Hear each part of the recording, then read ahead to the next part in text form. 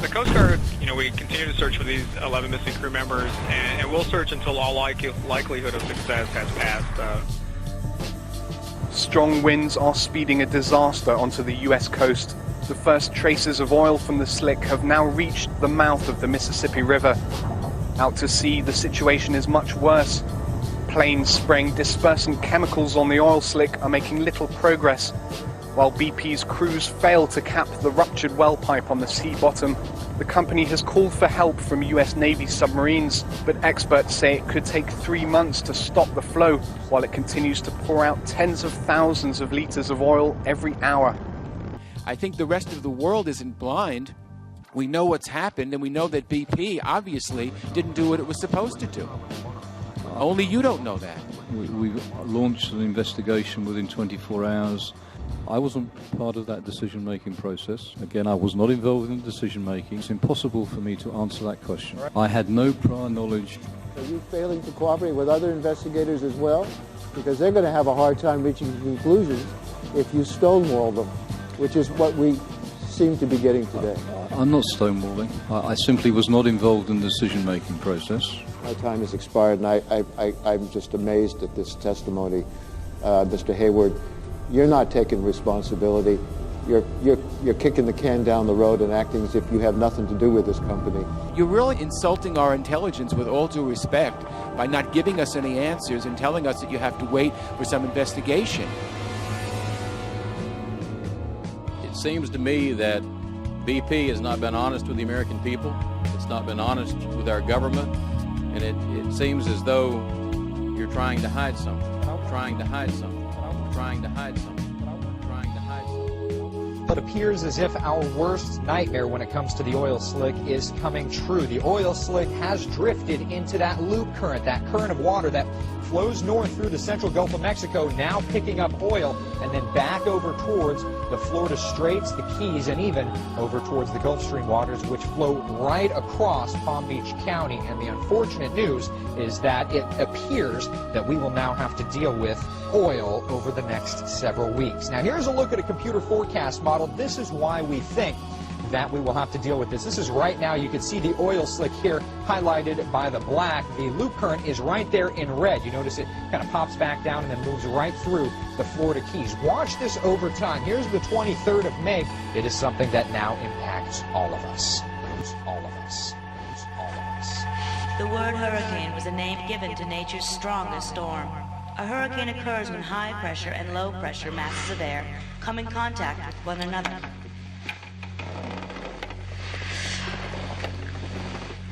There is often a significant difference in temperature between the two masses. One mass is warm, while the other is cold. The warmer air rises and the cooler air falls.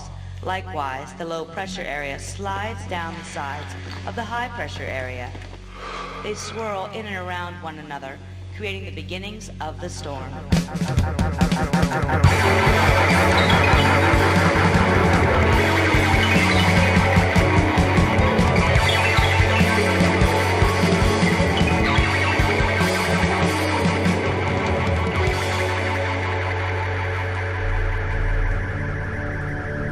So I got a very fiery sore throat after being in the water.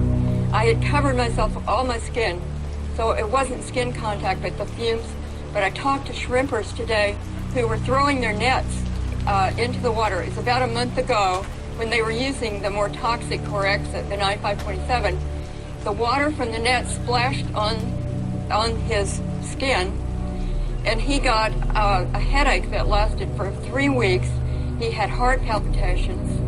He had muscle spasms and bleeding bleeding from the rectum. And that's what that Corexit does. It ruptures red blood cells, causes internal bleeding and liver and kidney damage. So this stuff is so toxic combined. It's not the oil alone, the dispersant alone. It's the dispersed oil that still contains this stuff. It's very, very toxic. This is what has farmers worried. These tiny dots look as though something burned straight through the leaf, and they're finding this everywhere. Tiny dots appear different depending on the plant. On corn stalks, the dots seem to turn white in the center. On other plants, a white dust speckles the leaves, then destroys the green life underneath. We found it all in the herbs, in the flowers, in the plum tree, in the weeds. It's apparently on everything. Tony Holt grows organic produce that she sells at area farmers markets.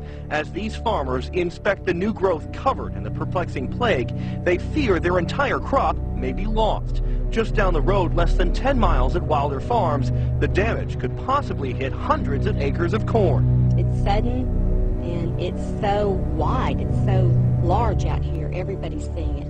It appears to have hit everything: crops, weeds, trees, and there's nothing in common. The Holts raise organic crops so they don't spray pesticides on any of their fruits and vegetables. The first thought was a parasite or insect, but Wilder Farms sprays pesticides, and the damage is just the same.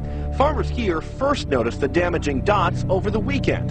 Then Holt came home to find this: baby martins dead. There's 2 dead birds hanging out of 2 different gourd houses, and so we're concerned about that. We don't know that it's related, but it's alarming. You know, we have horses. We're concerned about the horses on the grass.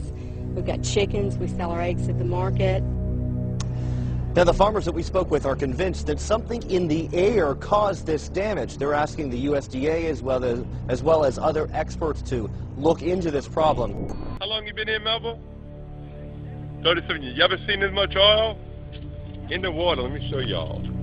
They got absolute sheen. There's oil so thick. And I'm watching these rains that they develop on the radar.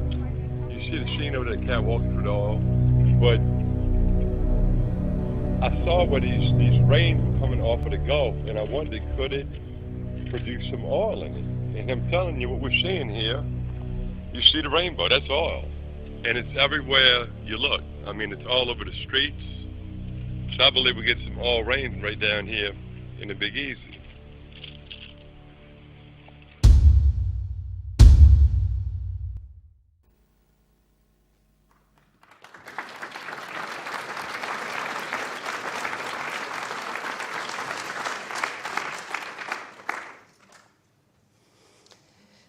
The 19th of April, I was stuck in a hotel in Lisbon on my way back from visiting my daughter in Mozambique. I'd arrived the night before.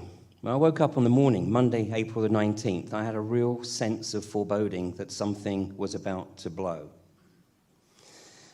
Obviously, I was stuck there because this Icelandic volcano had supposedly covered Europe with ash and no planes could fly. So I was one of tens, probably hundreds of thousands of people all over the planet who couldn't get to their desired destination. April the 19th also obviously registered with me because it was the day of the attack on Waco. A significant number of children were killed in that attack launched by the ATF, the Alcohol, Tobacco and Firearms branch of the FBI. 2 years later, of course, the Oklahoma City bombing occurred when Timothy McVeigh was allegedly the lone bomber who blew the Alfred P. Murrah building in Oklahoma City. Again, a significant number of children were killed because the bomb exploded and the building collapsed onto a nursery. April the 19th is the first day of Beltane. It is the sacrifice by fire.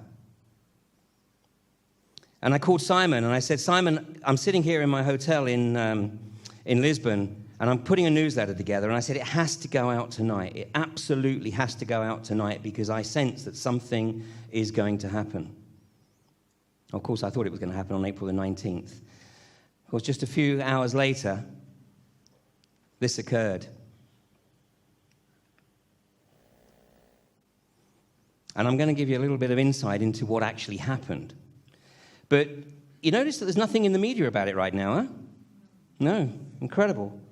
I came back from a trip to Peru 3 weeks ago. No newspapers at all. So I was extremely well informed. So I came back, and the first thing I did when we got to Heathrow was we picked up the papers, and we're sitting on the train, and we're going through the papers looking for information in the news about what had happened in the Gulf and what was happening in the Gulf. I had actually written I think 2, maybe even 3 newsletters while I was in Peru, because the information that I was getting from my sources inside the oil field were giving me very deep cause for concern. And we're sitting looking at the newspapers, and I think it took us to get to page 51 of the Times before we found any reference at all. And then the following day, there was an article in the Daily Mail, which I shall refer to later, but that was on page 37.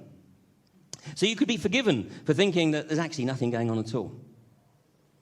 Well, maybe we're not being told what's going on for another reason. But you heard the voice of Tony Hayward there, the CEO. I mean, it's outrageous. I mean, this guy's a disgrace, a complete and utter disgrace. He's obviously sold his soul. Not surprisingly, his salary is in the region of about £4 million. And then when he's before the congressional hearing, he just says, I wasn't involved in the decision-making. My God, a first-line supervisor would take more responsibility for what occurred than this guy. It's a complete outrage. I mean, this guy should be run off completely. I mean, BP shouldn't even be, on the wellhead right now, but that's a whole other story. But, there's another factor here. He sold 1.4 million worth of stock shortly before the blowout. Now, I've resisted. I have resisted for a long time, believing that this was anything other than a series of very unfortunate accidents or incidents. But the more I look at this, the more I sense that there is something much deeper to this. So I'm going to ask a few questions here. Unfortunately, as yet, we can't give the answers, but you'll see why that is as well. Another factor is that Goldman Sachs, this is Lloyd Blankfein, the CEO of Goldman Sachs. He took over from Hank Paulson, who became Bush's Treasury Secretary. Now, this guy, he's a little bit better off than Tony Hayward. In 2007, he earned $67.9 million. He had a bad year in 2008. It was only about half that. And then in 2009, 64 million. 64 million. This guy really has his finger on the pulse. By the way, this is the front page of a Sunday Times magazine from, I think it was last October, where Lloyd Blankfein was interviewed. And, of course, Goldman Sachs was right in the heart of all the financial crisis. But he claimed that he was doing God's work. Where have we heard this before? Yeah? George Bush, Tony Blair. I mean, all these guys doing God's work. Well, I'll tell you, it ain't my God. Well, in March, Goldman Sachs sold 44% of its BP stock holding. 44%. 44%. 4 billion stocks. Now, at the time, I was aware that there was another small leak in the Gulf on a BP rig, so I assumed this was actually related to that. And, of course, it may be related to that, because there's no question whoever's managing the BP portfolio in Goldman Sachs would absolutely have his finger right on the pulse. I mean, he would be paying. He would have people inside BP on his payroll to get information, because if he didn't, he would be not fulfilling the role he was employed to do. So, there is another possibility there. But, of course, what's occurred is completely outrageous. I mean, I promise you, you have no idea of the magnitude of what is occurring here, because it's been kept out of the media. I mean, very shortly afterwards, we had effectively martial law imposed on the Gulf Coast, all around the Gulf Coast, from Louisiana through Mississippi, Alabama, and down into Florida. Photographers or filmmakers were threatened with arrest and with imprisonment if they didn't vacate the area. And for all we know, some may have been arrested. Of course, the magnitude of the disaster in terms of the wildlife exceeds anything that occurred in the Exxon Valdez disaster in Prince William Sound 20-odd years ago. And the big problem is the Corexit mixed with the oil, mixed with the gases. I mean, the Corexit is banned in Europe. It's pretty much banned everywhere else in the world. I mean, oil is a toxin at 11.2 parts per million. Corexit is a toxin at 1.2 parts per million. So Corexit is 10 times more toxic than oil. And the gases, I mean, we haven't really, even on the internet, there haven't really been too much discussion on the gases. But some of the geologists are making the observation that the level of methane that is coming up through the Gulf of Mexico is reaching levels of extreme toxicity. And BP, of course, has insisted that all of its cleanup workers don't wear the masks because they doesn't look too good when they're photographed. I mean, this is exactly what occurred after 9/11, when the Department of State declared the air clear, and therefore masks weren't necessary. Well, all those people, the first responders, many of them are dead, and those that aren't dead are seriously ill with respiratory illnesses. But if the methane does continue to rise and it gathers as a cloud, I mean, potentially we're looking at a firestorm. Now, hopefully that firestorm, if it occurs, would occur over the Gulf. But imagine if it occurs over a city on the Gulf Coast. Imagine if it occurs over New Orleans, as if they haven't had enough trauma with Katrina. Yet none of this is being discussed. You know, and I was trying to work out why it is that the level of awareness, the level of discussion, particularly in the oil industry — by the way, most of the oil industry has moved its headquarters away from the Gulf Coast area. They've moved from New Orleans and Houston up to Oklahoma, to Tulsa, to Atlanta, to get away from the Gulf Coast. And I couldn't work out why it was that there was nothing in the British media. I mean, nothing at all. You know, no mention, other than, of course, a few days ago, was it last Sunday, there was this massive announcement that BP had capped the well. Bull biscuits. Well, I'm sure it was a coincidence, but 2 days previously, I had sent out a newsletter, and I had sent it to every news outlet in Florida, every newspaper that we could find, local, regional, state, every radio station, every TV station, explaining my concern. This newsletter went out to all those on my mailing list as well, explaining my concern of the fact that nothing was in the British media. And I'll explain what that concern was in a second, but 2 days after that email went across to everybody in Florida, it was announced in the British national media that BP had capped the well. Well, it only took 24 hours for Thad Allen, the Coast Guard, retired admiral from the Coast Guard, to say, hey guys, don't get ahead of yourselves because we know it's still seeping out of the sea floor. But nothing of that was mentioned in the British media. Well, then, of course, I realized the Florida economy is completely shot. I mean, anybody in the US who was planning on taking their vacation in Florida has now changed their plans. Property prices in Florida have completely tanked. I mean, basically, the property market is non-existent right now. And then I realized the school holidays are just about to start. And you have got thousands of British and European families about to go on their vacations to Disney, to Universal, and then probably take a week on the coast. And many of them go to the West Coast because it's normally much safer for young children being part of the Gulf of Mexico rather than the Atlantic Ocean. Well, 60 years ago, this is what it used to look like when you had a campaign to kill a segment of the population. Well, these guys have become increasingly sophisticated, and this is what it looks like today. And I put the newsletter out, and it went on my Facebook page. I mean, we put it out as far and wide as possible. We encouraged people to circulate it, to send it to anybody they knew who was planning on going to Florida for their vacation this summer, especially with young children. Because you heard the reports of what's coming out. This stuff is so toxic, you even breathe it, and it causes you to have breathing problems, it causes you to get lesions, and bleed from the butt. So needless to say, all the Americans are way away from Florida, but they're sucking in all those British and European tourists that aren't privy to this information. This ocean right now is the most toxic ocean in the world. 1.1 million barrels of Corexit have been sprayed onto this slick. It is totally unbelievable. I mean, this is this wonderful artwork from a wonderful guy called Dave Dees, who's a brilliant satirist, and his artwork says so much.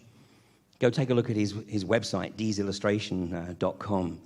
He's been doing this for a few years now. Funnily enough, he doesn't live in the US anymore. So you get a postcard from Florida, or a photograph from Florida. Don't expect it to be the usual happy photograph. I think people are going to realize very, very quickly when they get to the West Coast what they've walked into. And they'll be itching to get out of there. Because many people have left Florida. I mean, many people have actually taken the initiative and moved north. Because they're right there. They can see what's going on. They're not waiting, for the invisible effects of Corexit or benzene. Because these are gases. You don't see it. You've got kids bathing in the water, and somebody sent me an email from Florida the other day and said, Ian, this is outrageous. We got children running around on the beaches with oil on their feet. And their parents are just letting them do it. And this is another reason, by the way, that you shouldn't go to Florida. This is actually issued within Florida, and it's making tourists aware that there's a new law in the Sunshine State which authorizes nervous or frightened residents to use deadly force. In Florida, avoid disputes. Use special caution in arguing with motorists on Florida roads. Police and prosecutors are concerned about the potential for unnecessary violence. But the law allows Florida residents to shoot first and ask questions later. And you thought Texas was the Wild West. And last week, Michelle Obama came out with a classic, an absolute classic. She said, we've got to support the Florida economy, and we encourage all Americans to take their vacation in Florida. So she was asked where she was going, and she said, we're going to Maine. Now, Maine is not only about as far away as you can get from Florida, up the east coast of the United States, it's about as far away as you can get from the Gulf Stream. Because the Gulf Stream will take the oil out, take it around Florida, and it'll take it up the east coast, up to what's known as the Carolina Bumps, which is where the Gulf Stream starts to head out across the Atlantic. That's why north of the Carolina Bumps, you occasionally actually get icebergs sort of coming down as far as New York, because it's a completely different ocean stream. Now, Dave Dees, in his artwork, he never misses an opportunity to introduce chemtrails because it's a big thing about that he focuses on. And I just want to show you something here, because I was in Peru for 3 weeks. And, this is what the sky looked like at 6 o'clock in the morning. That's what the sky looked like at 9 o'clock. That's what it looked like at 3 o'clock. And just to show you that I was taking different shots, that's what it was like at 9 o'clock in the evening. And then I came back to the UK. That's what it was like at 6 o'clock. That's what it was like at 9 o'clock. That's what it was like at 3 o'clock. And 9 o'clock in the evening. And they try and tell us that it's just aircraft, jet trails. Come on, we've all got new MPs. It's time to test them. It's time to raise this issue with them, because this is how we're being poisoned all the time.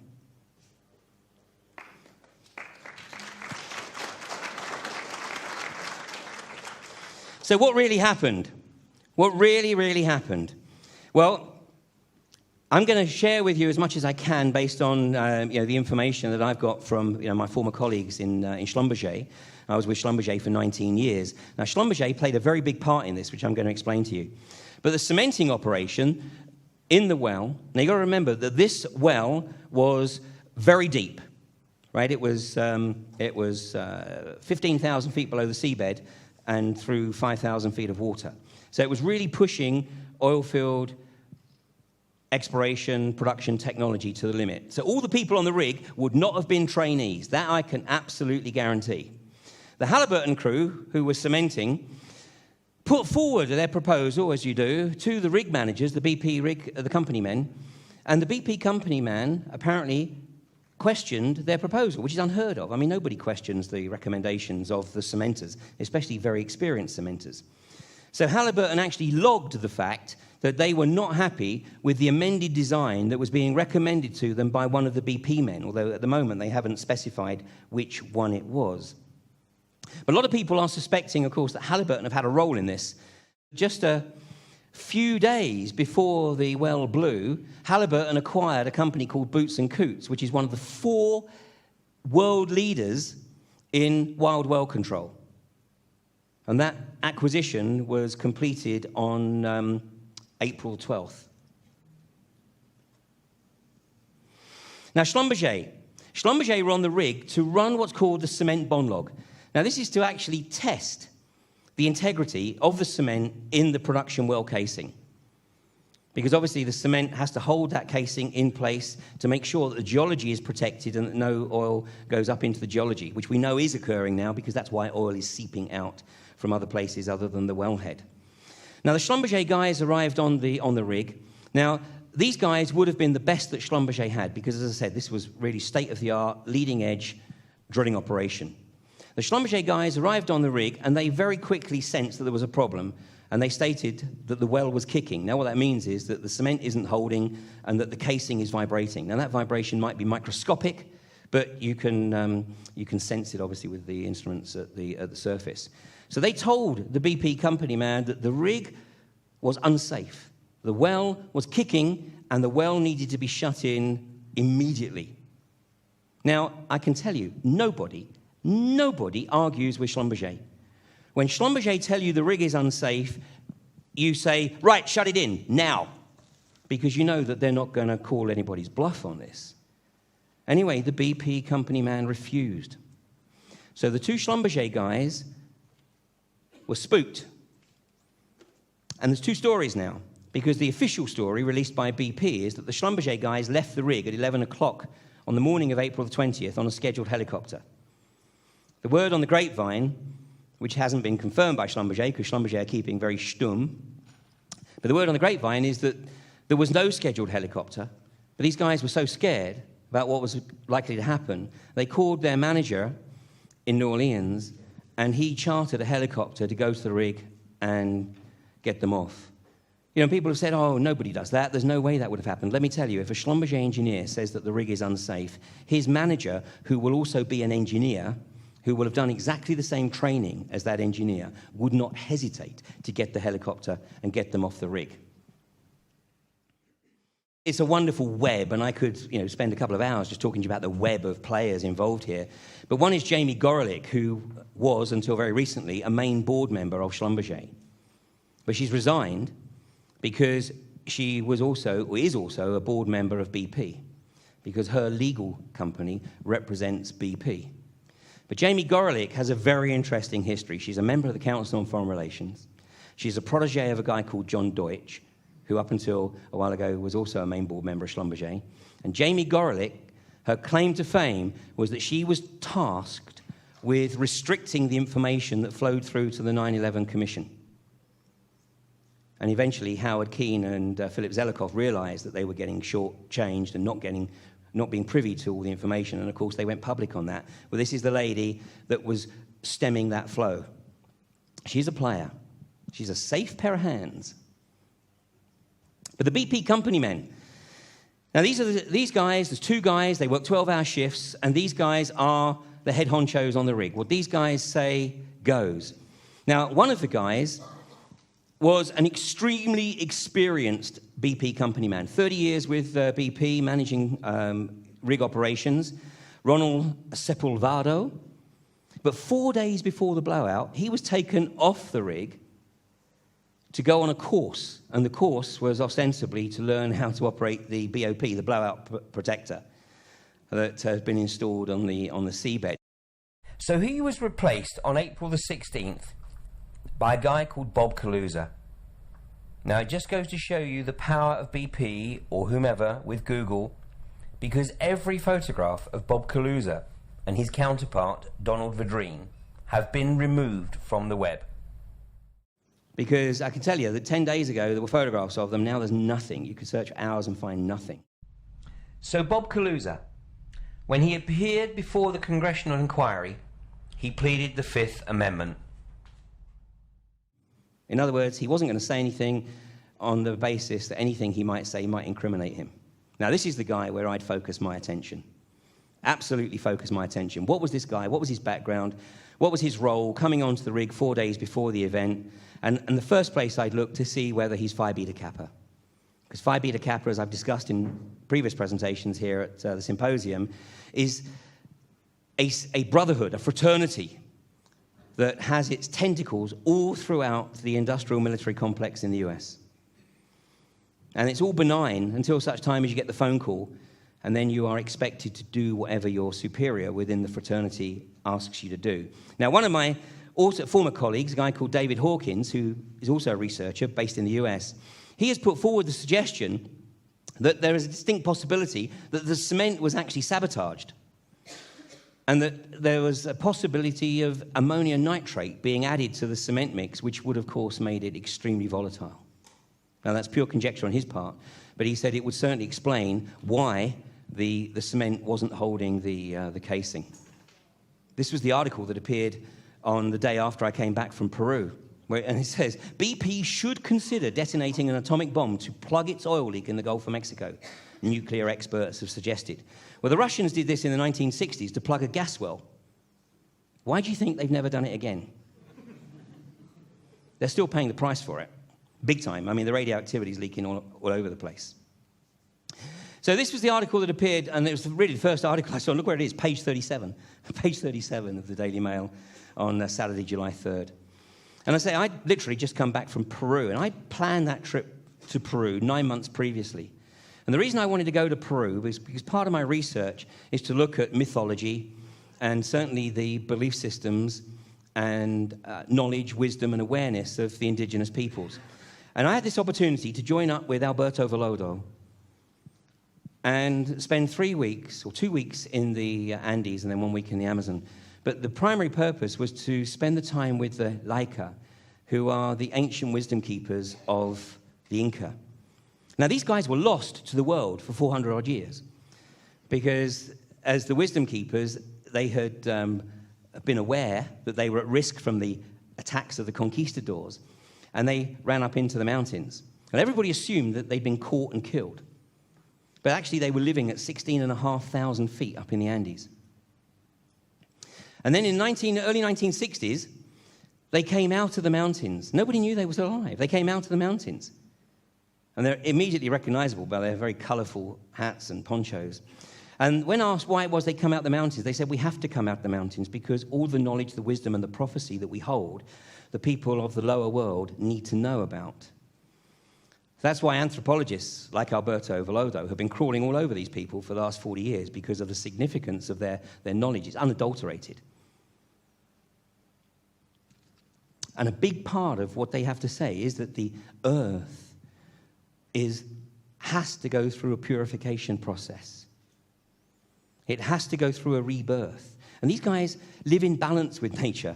I hate to use that phrase because, of course, that's straight off the Georgia Guidestones.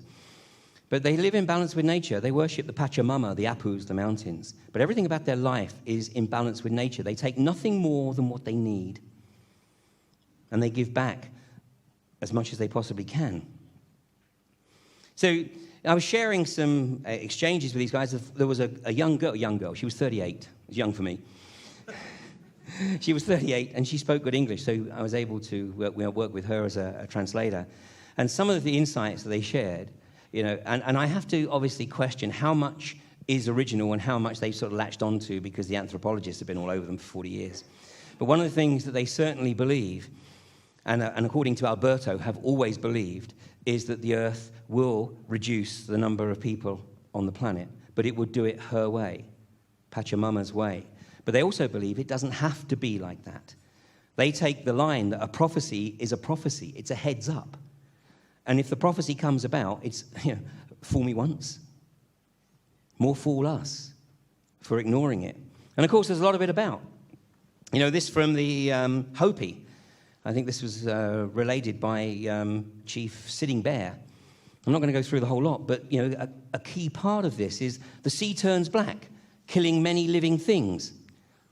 And then many youth who wear their hair long, like our people, come to the tribal nations to learn our ways and wisdom. Well, anybody who hasn't got an allotment, could well be in for a world of hurt. Did you see what was happening in the film? Some of that crop damage was in Ohio. The oil rain is already reaching Georgia. So this stuff isn't localized into the Gulf. How much of that corrects it is getting sucked up into the upper atmosphere and being transported by the tropical storms and the hurricane systems? We don't know. We're all part of a big experiment right now. And everybody on the inside is taking their holiday in Maine. From Revelation, And the second angel sounded his trumpet, and as it were, a great mountain burning with fire was cast into the sea. And the third part of the sea became blood, and the third part of the creatures which were in the sea and had life died, and the third part of the ships were destroyed. Of course, that's from a text that's been completely butchered by these guys. But as this is the last but one pope, we know that, of course, thanks to the wonderful prophecies of the St. Malachi, the 12th century monk. But you know, there's another amazing coincidence. You know, I told you about April the 19th being the first day of Beltane, the day of sacrifice by fire. Guess what day this guy was elected pope? 19th of April, 2005. I mean, incredible. As you heard Jason say this morning, I mean, what's happening right now is an attack, a multi-dimensional, multi-pronged attack on humanity. And it hasn't even started yet. I mean, the property crash hasn't happened yet. It hasn't happened. It's coming. It's just a reluctance of people to recognize that, you know, it's tanked. It's far worse in the US. The financial crash hasn't happened yet. And I stood here on the same platform in July 2007 and said, the coming financial disaster is just around the corner. You know, and people are saying, well, you know, no, it's not. No. House prices are going to keep going up. 1 month later, Northern Rock crashed. That was the start. But that's nothing. The real crash is probably going to happen between September 15th, or September the 11th, rather, and November 15th this year. And there's a desperation to tank the dollar and introduce the Amero. And by the way, the legislators are getting smart because now they're introducing legislation in bills that have completely different names, so you'd never think of looking for a problem in a particular bill. In the US healthcare bill, buried deep in there is the introduction of a taxation on gold coins to come into effect from January the 1st, 2012. In the healthcare bill, you'd never think of looking for it there, would you? The bank crash, I mean, I've said for the last 3 years, you know, basically the money, if you have nothing, you're in great shape, by the way. You're absolutely in great shape. That's the best position to be in.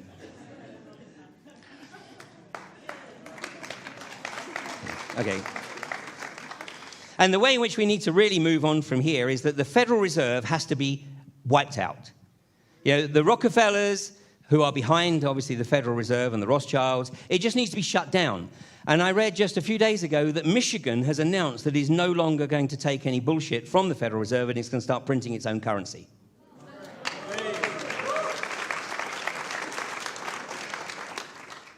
The downside of that, of course, is that the governor of Michigan now has a big target on his head. Every US president who said exactly the same thing was either assassinated. I think Andrew Jackson was the only one to actually survive the assassination attempt. And the same with the Bank of England. I mean, the Bank of England is supposedly nationalized. In which case, why are we paying ourselves $71 billion in interest every year? You know, we should just wipe out the debt. It's nationalized, so wipe out the debt. You know, why? Because it's no more nationalized than the Federal Reserve. But, you know, here it is, again, the truth is being told. In fact, the media is becoming increasingly arrogant in telling us the truth. I mean, a few years ago, you'd never see the whole truth. Now they're just putting it out there because they know that people are basically so dumbed down that they can put this stuff in there and people are just going to go, oh, okay. All right. What's on Coronation? Oh, God. By the way, there's an event later this year that's really going to get everybody's attention, I promise you. There's an event coming later this year that will really get everybody spellbound. Because it was announced just about 10 days ago that one of the scripts on Coronation Street is that a tram is going to crash off the top of that viaduct and it's going to kill a whole bunch of people working below. That'll get everyone's attention. Meanwhile, back in the fantasy world, it's officially announced that the UK's public debt is 903 billion, but it's really 3.8 trillion. Now, we need somebody that can lose that debt. So where the hell is Donald Rumsfeld when you need him? But in the paper, in that article, it said the true scale of Britain's national indebtedness was laid bare by the Office for National Statistics yesterday, almost 4 trillion. But take a look at this. This is brilliant. The debt for the as yet unborn will leave future taxpayers with an additional burden of £200,000 each over their lifetimes to pay for the public services enjoyed by this and previous generations. So if you're thinking of incarnating, think again.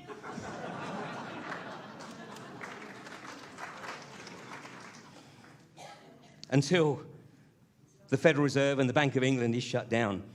Now, Jason started to talk this morning about, this change of an age. And everything that's happening, let me tell you, it's great. It's absolutely wonderful. The tragedy is that people just aren't waking up quick enough. And this was exactly the conversation I had with the Laker. They said, look, basically, everything that's occurring, look at it. If it's in your personal life, you learn most when you're impacted by very serious trauma. Provided you take the opportunity to reflect on that trauma, reflect on that experience, and reflect on how your behavior contributed to bringing about that situation, there's tremendous learning.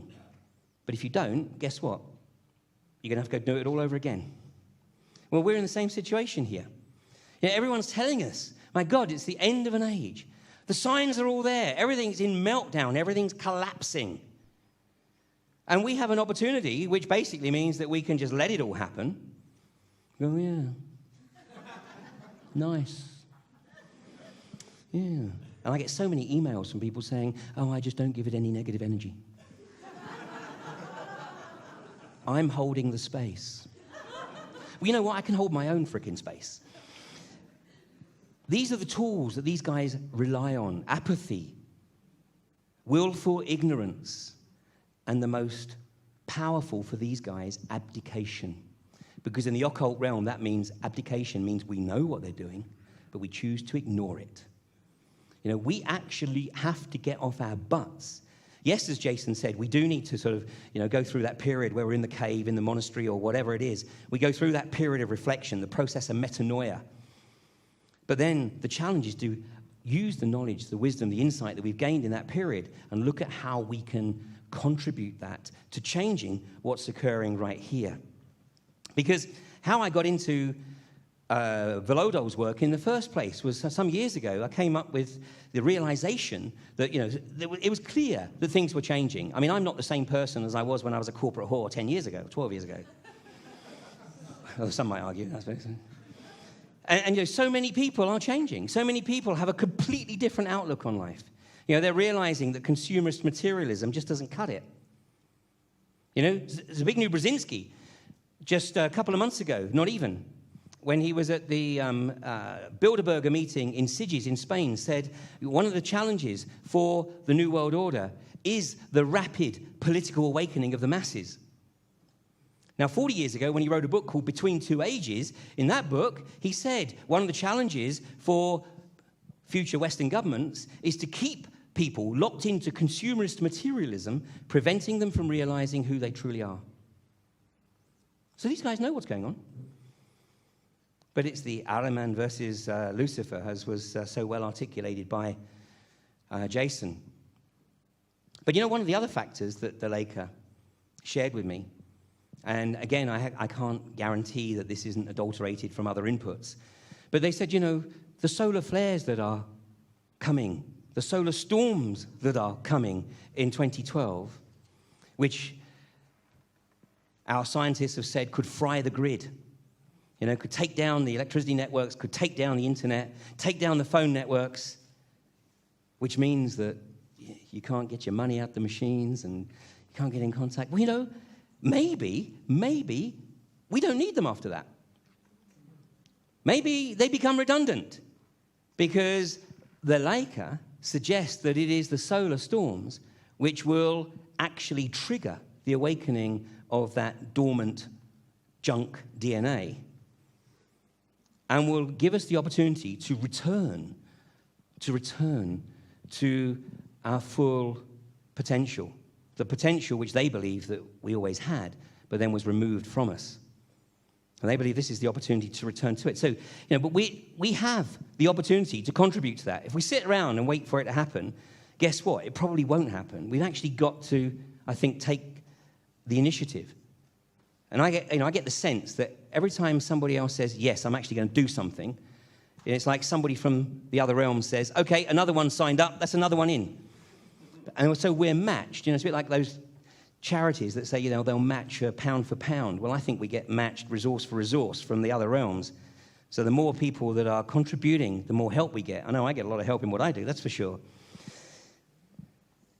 Very opportune that Jason should introduce Steiner's work this morning. A wonderful quote from Steiner. He says, "He who would create the new must be able to endure the passing of the old in full tranquility." In full tranquility. So consider that everything we learn when we go through the traumas, whether it's personal, on the micro level, or whether it's macro, i.e. on the national or global level. But every time we go through the trauma, we have an opportunity to learn how we deal with it. You know, and we can actually step back from the drama, because these guys want to keep us locked into the drama. Whereas in reality, the best thing we can do is take a pace back and just say, okay, yeah, get on with it. Come on, let's move forward. You know, that's how the Soviet Union collapsed, because they'd lost the hearts and minds of the people. The people were just getting on with their lives regardless of what was going on at government level. We need to be doing the same.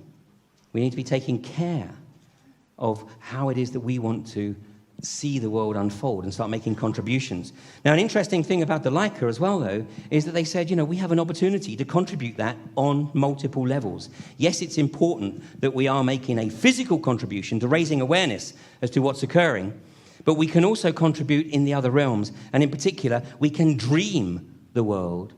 We can dream the world that we want to see into being. And they believe that that's a big part of what they're doing. Their physical part is raising awareness by devoting themselves to raising the awareness amongst the Western people that come and spend time with them in the Andes. But then the work they do in the other realms is dreaming the world they want to see come into play. So on that point, I'm going to say, look, you know, we have some choices. We have some very, very important choices. And I'm going to close with the same quote that I gave on this stage 5 years ago when I gave a presentation entitled The 9/11/77 Connection. And it's a quote from Marcus Aurelius. He said, "What we do in life ripples through eternity." Thanks very much.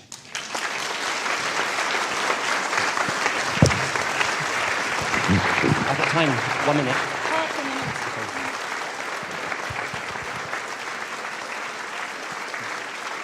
Thank you, Ian. Okay. Okay, Sheila's told me I've got half a minute left. I want to just pick up on that element from the Leica. Okay? I absolutely and unequivocally accept that I get a lot of help in the work I do. I don't have to understand the technology. If I wasted my time trying to understand the technology, I wouldn't be actually sort of making progress. So I just accept the help. And I want you to take the opportunity and just close your eyes. If you don't want to close your eyes, watch the screen. But just as we play this piece of music, just close your eyes and dream. Dream the world that you want to see. It's not the only thing I'm asking you to do. I'm asking you to go away and think how you can make a practical contribution. But for the next few seconds, dream the world you want to see.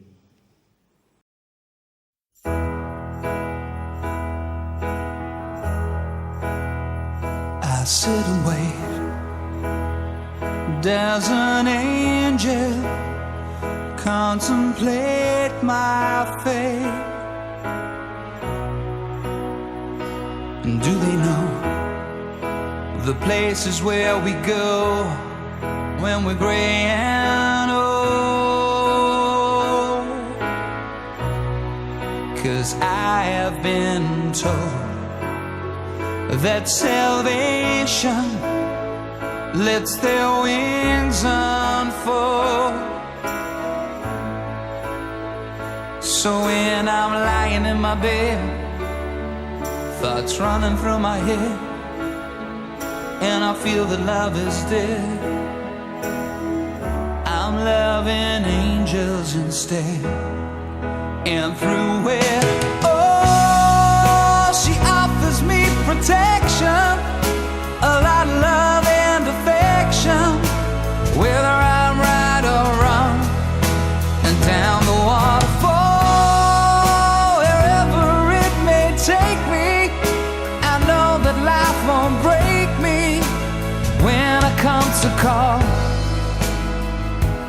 won't forsake me. I'm loving angels instead. When I'm feeling weak and my pain walks down a one-way street,